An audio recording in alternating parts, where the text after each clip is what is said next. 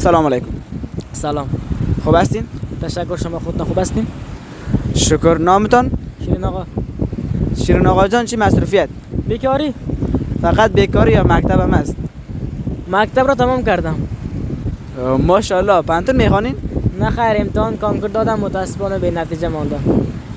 خب متاسف هستم. تا به حال چیزی خوردید که سخت پشیمان شده باشید؟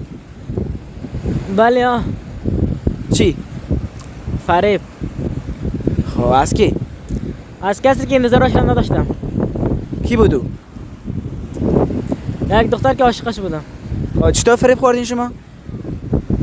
با هم بودیم، همینجا که بودم پیشش وعده داده بود، ولی من یک مدت یک جای رفتم که آمدم با یکی دیگه بوده.